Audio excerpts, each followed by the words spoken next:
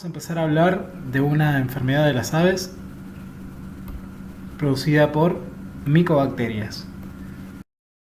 Es una enfermedad bacteriana contagiosa, crónica, producida por las bacterias del género Mycobacterium. De hecho, esta enfermedad se puede llegar a encontrar como micobacteriosis en los libros. Estas micobacterias tienen características particulares. Son bacilos cortos de 1 a 3 micras que se dividen por fisión binaria. Suelen ser bacterias que son intracelulares facultativas. Cuando están en el ambiente no suelen formar esporos de resistencia, pero la característica más importante que tienen estas bacterias es que las destaca su pared. Su pared es químicamente diferente a una gram positiva y negativa. La característica de estas bacterias es que poseen una pared celular muy rica en lípidos complejos. Esta característica es lo que le da su resistencia tanto a los antimicrobianos comunes como a los detergentes, y el principal componente es este de acá, que es el ácido micólico. Este ácido micólico además le da su afinidad tintorial. Son bacterias, bacilos, ácido, alcohol resistentes, lo que significa que tienen una coloración especial. Esta coloración especial se denominaba Ziehl-Neelsen. La coloración de Ziehl-Neelsen tiene 4 pasos. El primer paso es la colocación de un colorante base, que es la fucsina de color rosa. El segundo paso consiste en aplicar calor para que penetre ese colorante en los bacilos. El tercer paso es la aplicación de un decolorante, y el cuarto, una coloración de contraste, que es el azul de metileno. Bueno, el ácido micólico que veníamos nombrando antes es lo que permite que cuando yo otorgo calor entre la fucsina adentro de la célula, y es lo que me retiene el colorante en su interior cuando yo aplico la solución de colorante de alcohol. Entonces, yo lo que voy a ver van a ser bacilos rojos en un fondo azul.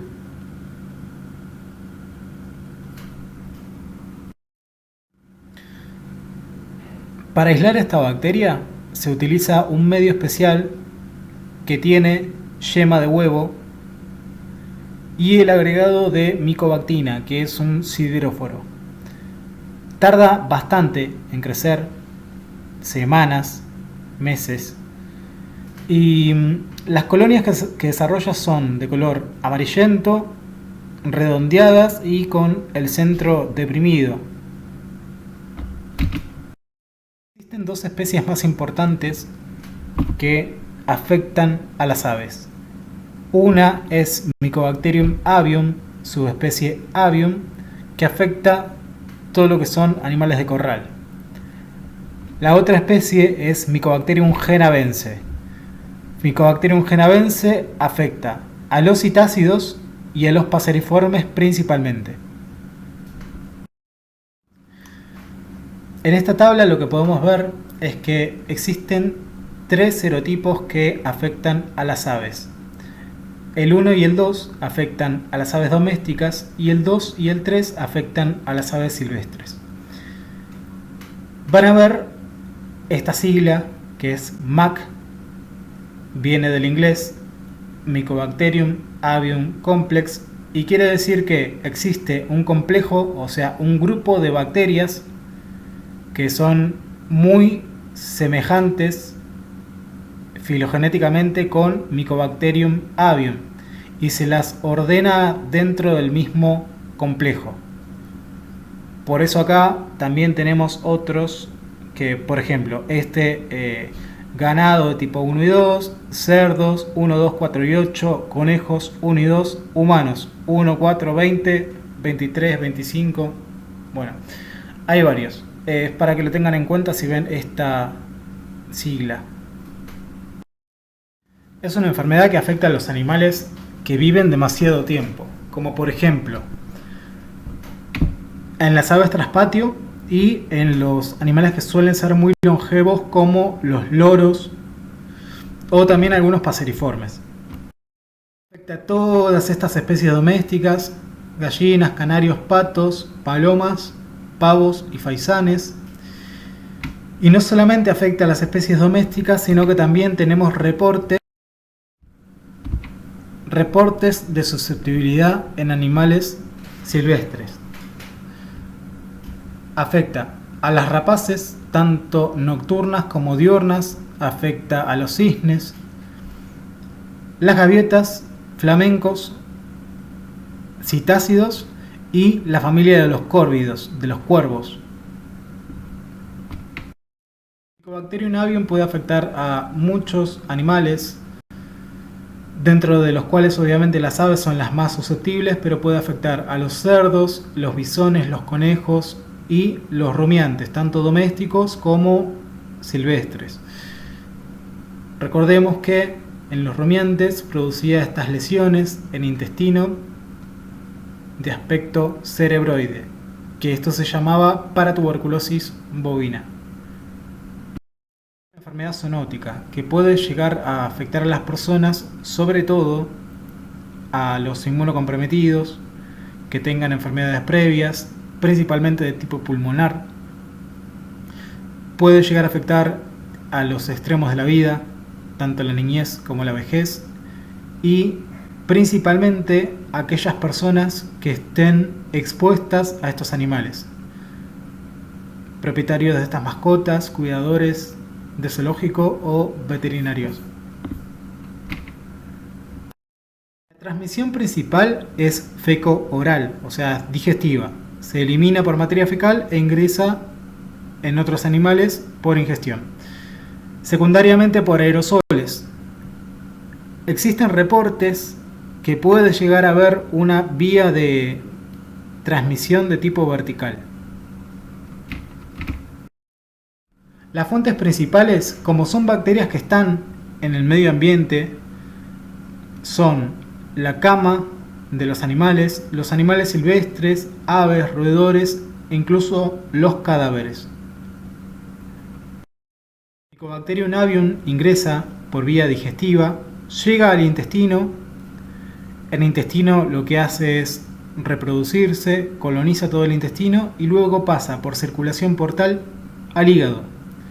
En el hígado realiza una bacteriemia y de esta bacteriemia se dirige a todos los órganos: pulmón, vaso, médula ósea, corazón, gónadas, piel, excepto sistema nervioso central. Este es el ciclo.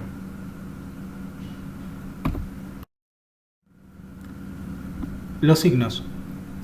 Como la mayoría de las enfermedades de las aves no tienen una signología bastante marcada y patognomónica, por llamarlo de alguna manera, los signos no nos dicen nada. Son depresión, plumaje erizado, la caquexia, o sea, la pérdida progresiva de la masa muscular de la pechuga, diarrea y la claudicación. La claudicación después vamos a ver por qué puede llegar a ser. Existen dos tipos de lesiones según el etiológico involucrado. Mycobacterium avium es una especie que afecta a todas las aves y produce lesiones de tipo nodulares, que son los granulomas típicos. Lesión típica se llama. Microscópicamente también es un granuloma con todas sus estructuras de centro necrótico, infiltrado inflamatorio periférico y tejido conjuntivo que lo contiene. El Mycobacterium genavense, en contraposición, afecta solamente a 3 grupos de aves, que son los citácidos, los ranfástidos, la familia de los tucanes, y los paseriformes. Y produce una lesión atípica, en donde no se forman granuloma de tipo lesión nodular, sino que existen otras lesiones. Lesiones cutáneas, lesiones de mucosa intestinal y lesiones de hepatomegalia y esplenomegalia. Al microscopio también la morfología cambia. En este tenemos un infiltrado difuso de macrófagos. La lesión típica por Mycobacterium avium afecta a diferentes órganos. El hígado, donde la lesión es de tipo nodular, blanco-amarillenta con tendencia a confluir. De diferentes tamaños son estos nódulos. Acá está afectando el hígado.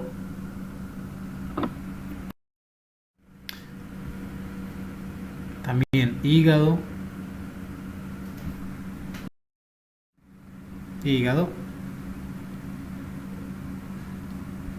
Estos son nódulos un poco más grandes.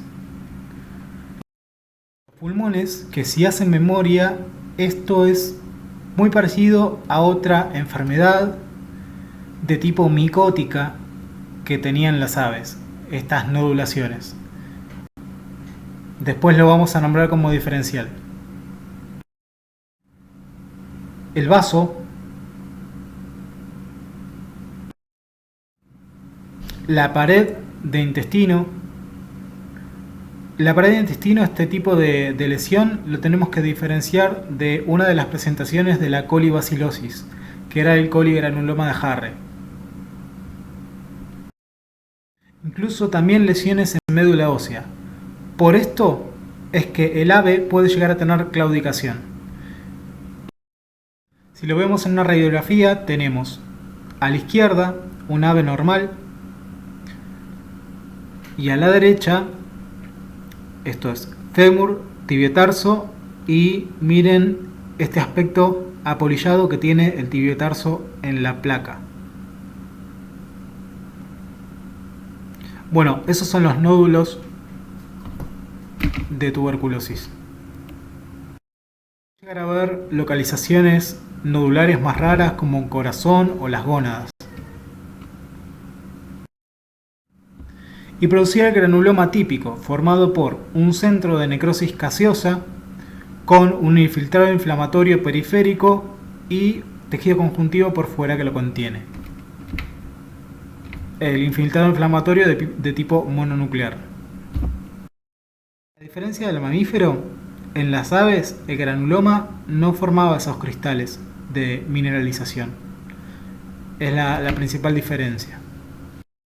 Acá, para que lo vean mejor, centro de necrosis gaseosa, infiltrado inflamatorio mononuclear por fuera y por allá atrás tejido conectivo.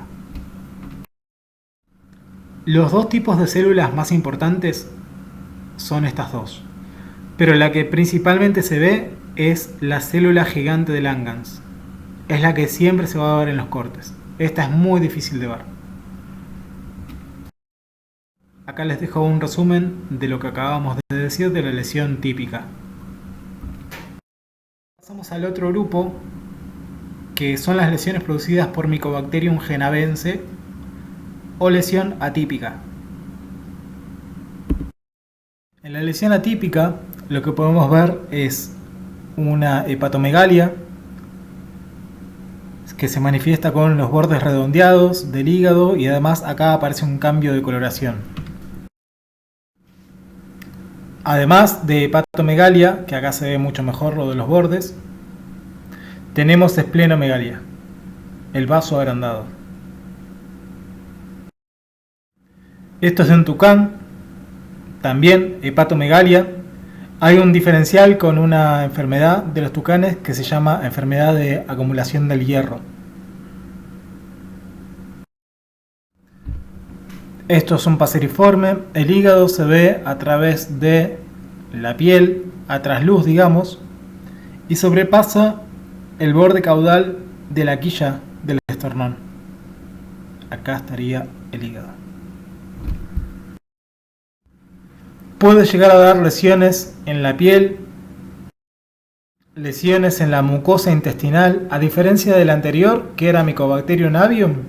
Bueno, este da lesión en la mucosa, el anterior las daba en la pared.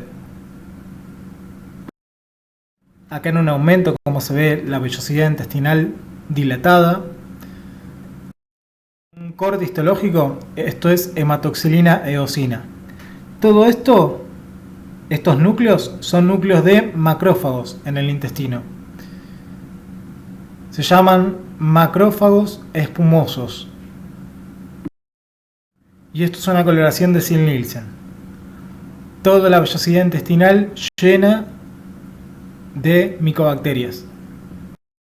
Acá no pude conseguir una foto de mejor calidad, pero es un hígado y está el acúmulo de estos macrófagos de tipo espumoso. Se llaman macrófagos espumosos porque el citoplasma, al estar tan cargado de micobacterias con ese lípido que no se tiñe con nada, dan ese aspecto como de espuma.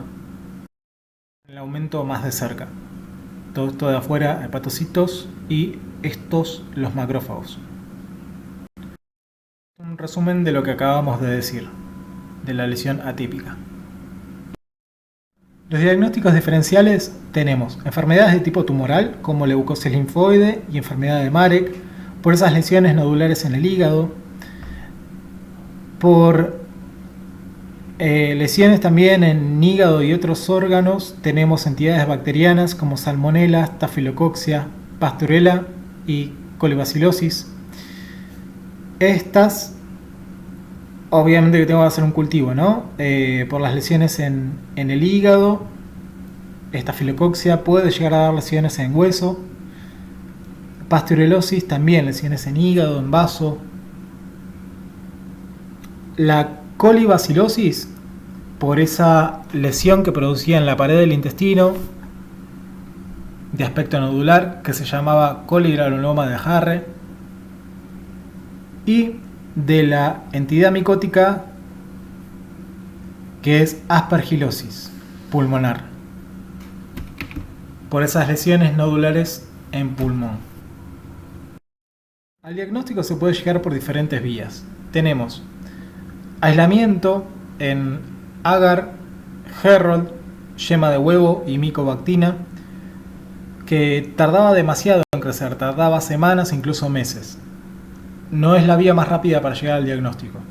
Se puede hacer citología mediante improntas y tinción con Ziehl-Neelsen, histopatología y tinción de Ziehl-Neelsen. Se puede hacer serología, la prueba de la tuberculina, y se puede hacer PCR. La prueba de la tuberculina se hace de forma experimental con derivado proteico modificado y se inocula en los barbillones o en las aves palmadas en la membrana interdigital y tarda 48 horas post-inoculación en producir una reacción. Los tratamientos se utilizan estas tres drogas: isoniazida, rifampicina y etambutol. Los tratamientos son combinados, siempre combinan las tres drogas o dos de ellas. Se utilizan durante mucho tiempo y esto los convierte en unos tratamientos que son bastante costosos de mantener.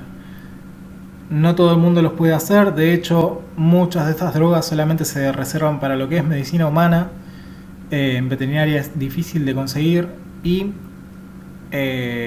hay que evaluar las alternativas, ¿no? Siempre tener en cuenta el valor que tiene ese animal como ejemplar y si se justifica realizar el tratamiento o no.